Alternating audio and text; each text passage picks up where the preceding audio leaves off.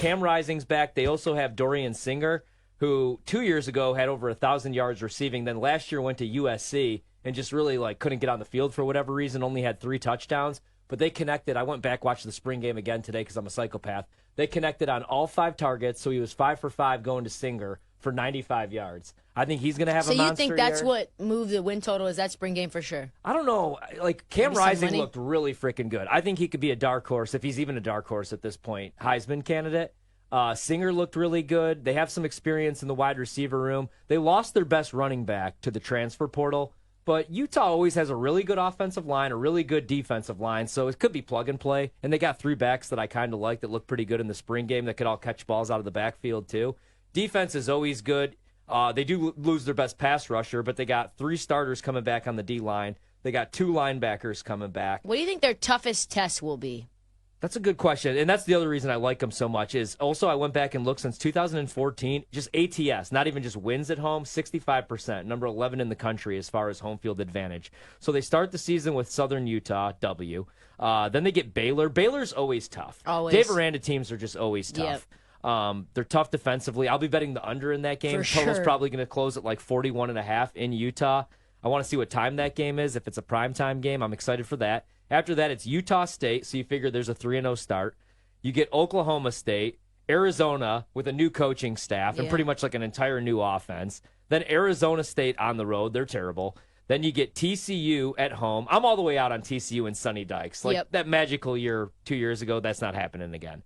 Then they go on the road against Houston. You get BYU at home. You go on the road against Colorado. They're going to win that game by 2 scores. Yeah. You get Iowa State at home. And then you go on the road against Central Florida, who I do think is going to be really good here in a couple of years. And also, Central Florida. So what's the loss? Where's the loss at? I don't think that they lose a game. That's why I took a shot with the 66-1 for them to win the college football playoff, because they should get in there. And they're in the Big 12 now. They make the transition to the Big 12 from the Pac-12. And you know who's not in the Big 12 anymore?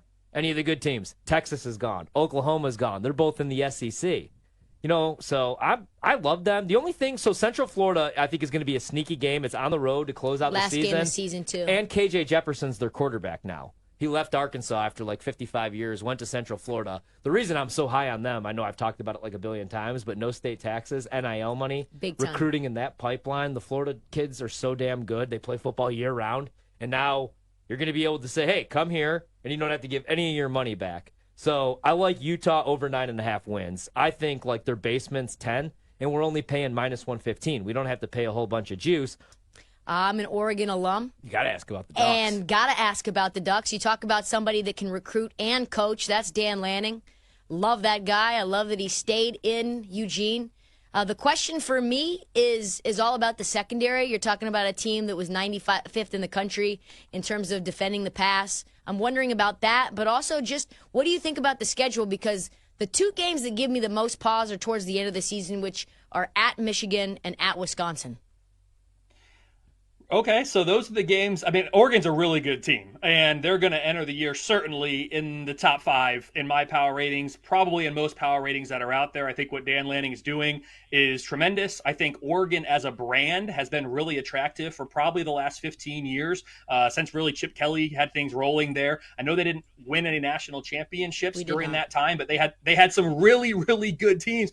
They're probably unlucky to not have a national championship sometime between 2010 and 2014, if we're being honest. As a neutral fan, I feel like I can say that. They're making the transition to the Big Ten, though, and I say this about any team that's transitioning into any conference, and it's not like they're coming from a slouch conference. The Pac-12 has been really fun, and it's been really good over the course of the last 10 years. They haven't had the playoff success that they would have liked necessarily, but it's still a really good conference. But anytime you transition into a new conference, I have question marks. So this is going to be a really good team. The 2 games that you mentioned there certainly are of note. I wouldn't overlook Ohio State. I know Ohio State has to go to Autzen. So, of course, the home field advantage there is going to be huge for Oregon. But you're talking about those are probably the 2 teams right now, as we are in early to mid-May, that you're looking at as probably the odds-on favorites to win the Big Ten Conference. But the Big Ten, people talk about the SEC, and rightly so. The Big Ten, though, at least at the top, is almost, if not just as good as the SEC, where the SEC really separates itself from me from a power rating standpoint, is really in that middle and then the bottom. There's very few bad teams in the SEC. You could make a case for 1 or 2, but the Big Ten, they've got some teams in the cellar who probably aren't very good, but at the top, where Oregon is, where Ohio State is, where Michigan is, these teams that you talked about, these are really, really good teams. Oregon certainly is going to be a player in the Big Ten this year. And I mean, let's call it what it is. It's a disappointment if they don't make the college football playoff this year, even with transitioning into a new conference. Yeah, I'm curious your take in terms of like where Oregon falls in the next 5 to 10 years now that Nick Saban has stepped away. You know, the crown for top college team, you know, obviously Georgia's still a powerhouse, is there for the taking. Like, where do you think Oregon can go in the intermediate term? I think Oregon has all the makings with the Big Ten brand behind them as a conference, which is becoming more and more important. Are you in the SEC? Are you in the Big Ten?